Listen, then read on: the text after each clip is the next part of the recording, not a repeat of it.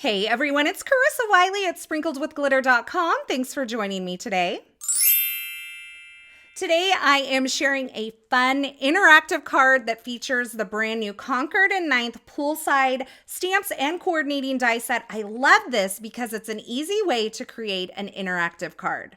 Now I'm going to be featuring the Poolside die set, which you see here, and I'm going to show you how to use this because there are some funny looking dies in here, but it's very simple to put together once you know what you're doing. As you can see on the back of the package here, this is going to create a fun little floating girl on her little inner tube and an interactive portion that you can turn that girl and that inner tube. Now, this also includes a coordinating stamp set. You can see there are some images that are designed to go with the smaller little towel people in the die set, but there's also larger images that kind of wrap around that inner tube or that pool float.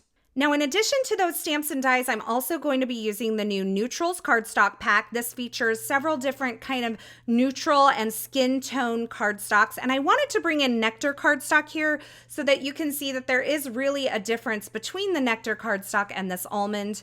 And I will be using that second darkest cardstock here for my gal today and the third darkest for her hat. Now, I'll also be using watermelon, grapefruit, nectar, creamsicle, and sea glass cardstock. I actually didn't end up using the creamsicle, but it makes for a great color combo.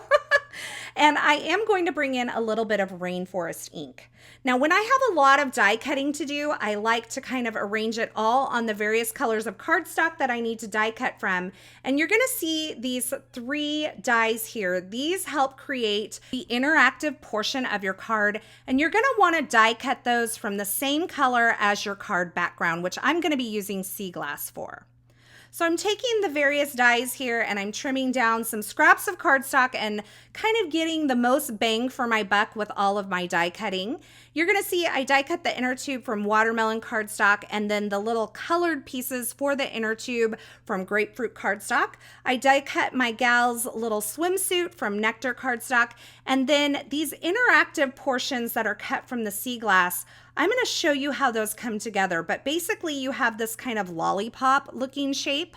You have 5 little discs and you also have a crossbar. I'm going to set those aside for now. Now for my card front, I am using sea glass cardstock, and you're going to want to start with an A2 sized panel. So this measures 4 1/4 by 5.5 inches.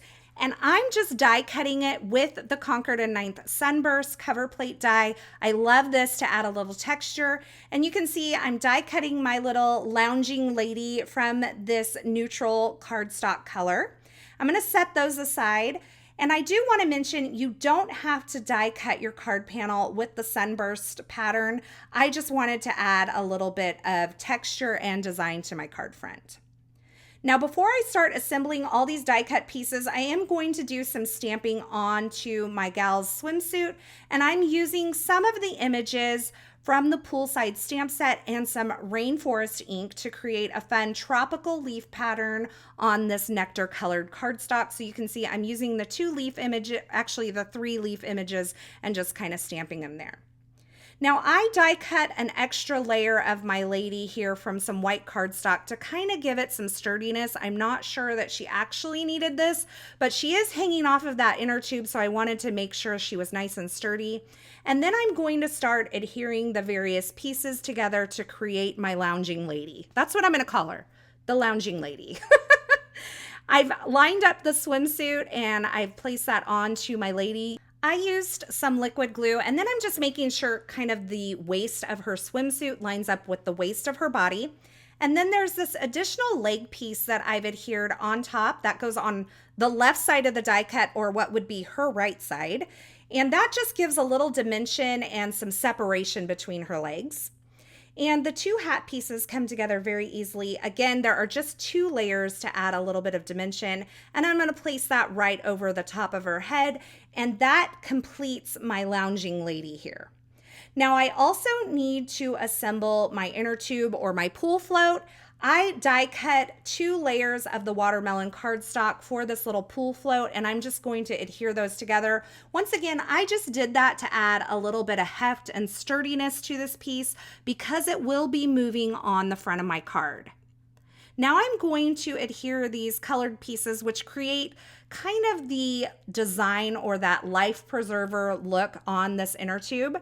And if you're looking at these, you just basically want to place them at 12, 3, 6, and 9 o'clock. So if you're looking at this like it is a clock, you'll place these onto the inner tube that way. So now we have this die, and if you'll look at it, it says align along the long side of your card panel. So I'm going to take that where it says align with the long side of your card panel, and I'm going to nestle it right up against that long edge, making sure the corner of the die kind of wraps around the corner of this cardstock. And this is why you want to start with an A2 size panel. Now, once you do this die cutting, you can trim this down, but you're going to want to start with a piece of cardstock that measures 4 1/4 by 5.5 inches. Now I'm laying this on to my cutting plates of my die cutting machine. I'm going to make sure that that die has the words where I can see it.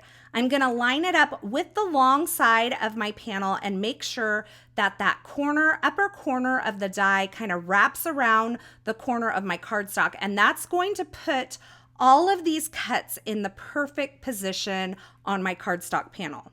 Now I'm going to run that through my die cut machine, and you're going to see it creates a hole directly in the center of my card and also kind of this arched little slit piece. And that's going to create kind of that turning mechanism of the card. Now, if you want to trim it down, which I did want to trim it down a little bit, now's the time to do that. I trimmed it down by 1/8 of an inch on each side. And now we're going to take all of these pieces that we die cut earlier, and we're going to start assembling them to create the interactive portion. Now this little kind of lollipop piece and all of these interactive pieces have some guides on them where you're going to place the glue. And I'm showing them to the camera so that you can see that the word glue is actually pressed into each of these pieces to kind of help you through the assembly process. Now, the first thing you're going to do is take some glue right in the center of that lollipop piece where it says glue, and you're going to stack up one of the little discs right on top of it. Now, there is a debossed line to help you line that up directly in the center. And then you're going to continue to do that. You're going to stack up all 5 of these discs right on top of each other. So they all say glue. I like to kind of pick it up in between and make sure all of the edges of my discs are lined up so that my little tower of discs is not wonky and that it fits through the center of that card front perfectly. So I'm just going to work my way through adding glue to each of these discs and finishing off this stack of 5 discs right in the center of that kind of lollipop piece. You can see that's what it looks like, and it creates some dimension there in the center of that piece. So once that's assembled, I can take my card front and I can kind of flip it over to the back and feed the long stick of that lollipop piece through that curved slit. And once I have that fed through the slit, I can push that tower of discs up through the center hole of my card front. And now I have this little turning tab where I'm going to eventually adhere my lounging lady on her inner tube. So I'm going to go ahead and adhere, as I mentioned, my lounging lady to her inner tube. Again, using some liquid glue, but if you prefer a tape runner, you could totally do that. And once I have her on the inner tube, I'm going to flip her over and I'm going to use this crossbar piece, and I'm going to place glue on those 2 kind of T ends of the crossbar piece and adhere that where it's hidden behind my lounging lady to the back side of the inner tube. So you can see I'm just making sure this crossbar isn't going to show from the front of my card. Now, once I've done that, I am going to adhere my lady to the disc, the tower of discs that's sticking up through my card front, and that will create our interactive portion. But before I do that, I'm going to stamp my wish you were here sentiment onto my card front and my little arrows onto my tab. So now that everything's stamped, I can go ahead and add some liquid glue to the tower of discs that's sticking up in the center of my card front and glue that to the circular portion of my crossbar that's on the back side of my inner tube. So you can see I'm just placing that right over that tower of discs where there's glue, and that finishes off the interactive portion of this card. And now when you pull the tab, your lady kind of twists and turns like she's floating around on the water. Now I added this onto my card front using some foam adhesive. I just made sure that I didn't put any foam adhesive where it would interfere with that turning mechanism on the back side of my card. And I did add a few sparkling clear sequins just for a little shine and some bubbles in the water. And you can see, isn't that the most adorable card? I absolutely love this. I knew when I saw it at C9 summer camp that I had to create a card with this adorable poolside bundle.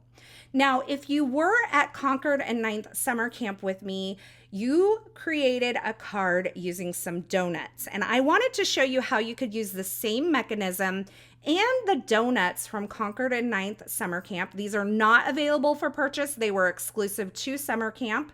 But you can take the same mechanism and you can add a piece of cardstock to the back center of your donut and adhere it in the same way as you adhered your lounging lady and create a spinning donut as well.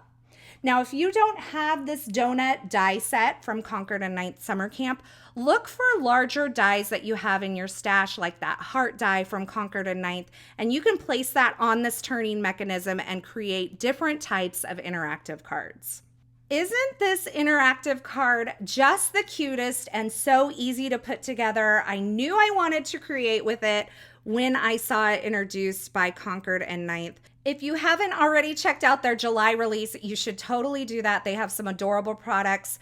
There are some boots, stamps and dice, like some Western boots that would be adorable on this interactive mechanism as well. Now, as always, I will have links to the featured products used in this project in the description at YouTube. So if you're looking for something in particular, be sure you check there, or you can head on over to my blog at sprinkledwithglitter.com. I'll have that linked below as well. Over there, you'll find more still shots, more information, and a complete list of supplies. As always, thank you so much for stopping by and watching. I hope you enjoyed this project, and I hope you enjoyed this video. If you did, be sure to give this video a thumbs up, and don't forget to subscribe and turn on the notifications here so you don't miss any of my paper crafting and card making video tutorials. Thanks again for watching, and until next time, I hope you have a fabulous day.